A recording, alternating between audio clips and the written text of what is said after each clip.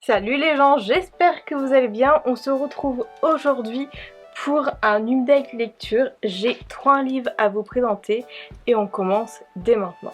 Le premier livre que j'ai à vous présenter pour cette update lecture, alors malheureusement je ne l'ai pas avec moi, mais en gros il s'agit de La petite fille qui aimait Tom Gordon de Stephen King aux éditions Albin Michel. Si jamais il ressemble genre à ça. Je sais pas si vous voyez très bien. Je vous ai juste pris la photo que j'ai mise sur mon compte Instagram. Mais voilà, donc pour recontextualiser, il s'agit d'une petite fille qui va se promener en forêt avec sa mère et son frère et elle va se perdre pendant un certain temps en forêt, donc elle va devoir en fait survivre toute seule et il va se passer plein de choses. C'est une petite fille qui a 9 ans, il me semble, et qui est en réalité assez débrouillarde. Le point positif de cet ouvrage, c'est qu'il m'a bien moins ennuyé que les précédents ouvrages que j'ai lus de Stephen King.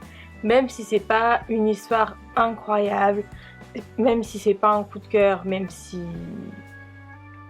voilà, c'est pas incroyable, je me suis quand même moins ennuyée que dans les autres livres que j'ai lus dernièrement de Stephen King et l'histoire m'a un minimum intéressée. Même si l'histoire ne m'a pas fascinée autant que ça, j'étais quand même très intéressée de savoir comment cette petite fille, je me souviens plus de son nom d'ailleurs, mais j'étais quand même intéressée de savoir comment cette petite fille allait s'en sortir, de suivre ses aventures à travers la forêt.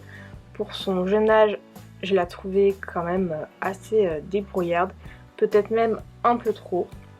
Mais en vrai, c'est une histoire qui se lit quand même assez rapidement. Après, ça reste quand même un schéma que j'ai trouvé assez répétitif. Après, j'ai envie de dire, elle est en forêt, elle est perdue, donc automatiquement, il va y avoir certaines choses qui vont, je pense, automatiquement se répéter.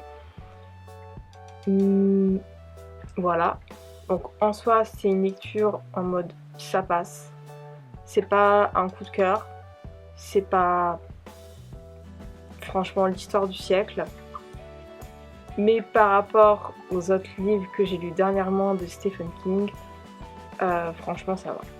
Le deuxième livre que j'ai lu pour cette lecture, il s'agit de Tout savoir sur mon chat et celui des autres, 300 questions-réponses de Isabelle Colline aux éditions Prisma, et il s'agissait ici du dernier livre que j'avais dans ma bibliothèque de Isabelle Colline. Donc c'est un livre qui se lit quand même hyper rapidement parce que vraiment c'est vraiment sous un système de questions-réponses. J'ai vraiment tout adoré, je l'ai littéralement dévoré. J'ai mis des marque-pages parce que vraiment j'étais totalement à fond dedans. Donc voilà, c'est un tout petit livre qui se lit super rapidement. On en apprend plus sur les chats, sur la relation qui les lie aux humains, à leurs humains de manière générale également, de prévenir de certains dangers et bien plus encore. En plus, avec son système de questions-réponses, je trouve que c'est vraiment beaucoup plus agréable pour les yeux qu'un livre normal. Donc un livre basique et tout. Et voilà, franchement il se lit super vite, c'est super intéressant. Voilà, j'adore. C'est pas hyper répétitif par rapport aux autres ouvrages que j'ai déjà lus de Isabelle Colline. Je dis ça parce que j'ai vu sur internet que des gens disaient que ça devenait un peu répétitif. Alors personnellement, je trouve que non. Il y a certaines choses qui ont déjà été dites dans d'autres ouvrages, mais il y en a d'autres, mais il y a d'autres choses que non. Et pour ma part, je ne trouve pas que c'est hyper répétitif, donc mais voilà. Tout comme dans les autres livres de Isabelle Colline que j'ai lus, il y a en fait plusieurs parties. Donc là, par exemple, nous en avons 5, ce qui fait que je vais vous lire une question et du coup une réponse sur les 5 parties. Ça peut être toujours intéressant. Je vais prendre au pif. Donc première partie, le comportement du chat. À partir de quel âge un chaton maîtrise-t-il parfaitement son réflexe de redressement?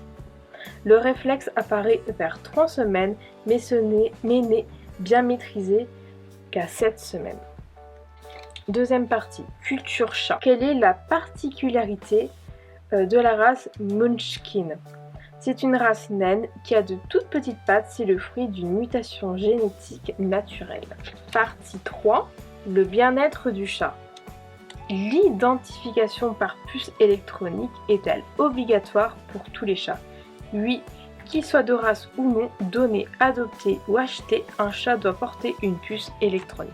Partie 4, le chat et son humain. Combien de sons différents les chats peuvent-ils émettre? Les chats peuvent émettre jusqu'à 30 sons différents, dont 19 versions de miaou de base. Ils ont développé cette capacité au fil des siècles passés à côtoyer les humains. Et nous arrivons donc à la dernière partie, chat star, chat de star. De quand date le premier lolcat de l'histoire?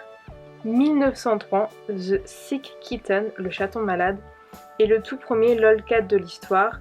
Dans ce court-métrage muet, George Albert Smythe, le réalisateur, met en scène 2 enfants voulant soigner un chaton malade. La petite fille prend le minet sur ses genoux et lui donne du lait à la cuillère. C'est dans ce petit film que la technique du gros plan est employée pour la première fois de l'histoire du cinéma sans que cela soit justifié par un acteur regardant dans un microscope ou à travers le trou d'une serrure. Et voilà, j'espère que ça vous a plu. Le 3e livre que j'ai lu pour cette Today lecture, il s'agit du premier tome de Caleb de Mira Njudir aux éditions, dans la collection R de Robert Laffont. Alors, de quoi parle ce livre? À 19 ans, Caleb L. Gousson se découvre en pâte. Il se connecte à vos émotions pour mieux vous manipuler. Il vous connaît mieux que vous-même et cela le rend irrésistible. Terriblement dangereux parce qu'on ne peut s'empêcher de l'aimer à la folie, à la mort. Sachez que ce qu'il vous fera, il n'en sera pas désolé. Ce dont il tient d'une lignée islandaise millénaire, le grise. Même traqué comme une bête, il en veut toujours plus. Jusqu'au jour où sa propre puissance le dépasse et où tout bascule. Mais que peut-on contre le volcan qui vient de se réveiller? Une trilogie puissante qui, à l'instar de la série Dexter, offre aux jeunes adultes l'un de leurs fantasmes, être dans la peau d'un méchant. Ça faisait hyper longtemps que j'avais ce livre dans ma palle, enfin cette trilogie, et que je m'étais dit qu'un jour je la lirais. Ce jour est enfin venu, étant donné que là je suis je suis en train de vider les plus vieux livres de ma palle, donc celui-ci en fait partie. Du coup, mon avis sur ce premier tome, il est quand même assez mitigé. À l'époque, on me l'avait vraiment vendu comme quoi c'était une histoire du point de vue d'un personnage très méchant, etc. et tout. Alors je l'ai pas trouvé si méchant que ça. Limite, j'ai l'impression il est normal, enfin il est un peu bad boy et tout, mais genre, enfin ça va. Pas pire que dans certains livres que j'ai lus auparavant en fait. Donc sur le coup, je trouve que c'est un peu une publicité mensongère. Ensuite, j'ai eu énormément de mal à rentrer dans l'histoire, à m'attacher au personnage, à m'intéresser à leur pitoyable existence. En plus de ça, je trouve que la plume de l'autrice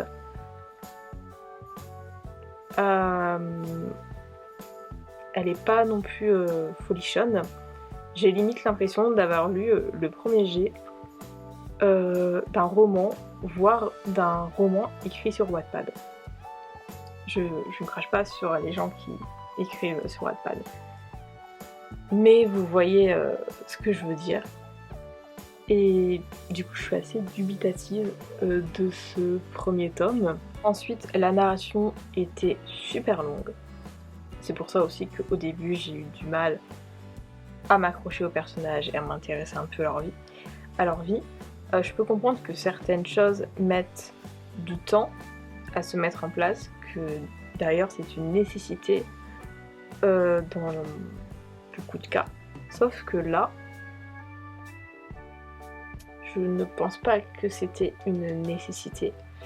Donc je veux bien que les choses mettent du temps à se mettre en place. Mais quand même, il y a une limite. Donc vraiment, c'est pas une lecture hyper top. Mais étant donné que c'est un intégral, je vais lire les 3 tomes. Surtout que la fin m'a un peu plus hypée que la grande première partie du roman. Donc j'ai espoir pour la suite. À voir ce que ça va donner. Mais j'avoue que pour l'instant, ce premier tome, il est pas du tout folichon. Mais genre, vraiment pas. Cette update lecture est maintenant terminée. J'espère qu'il vous aura plu. On se retrouve très bientôt pour de nouvelles vidéos. N'hésitez pas à vous abonner à la chaîne si ce n'est pas encore fait, à me suivre sur les réseaux sociaux, mais également à liker la vidéo, à la commenter, voire la partager. Et on se retrouve très bientôt pour de nouvelles vidéos. Ciao!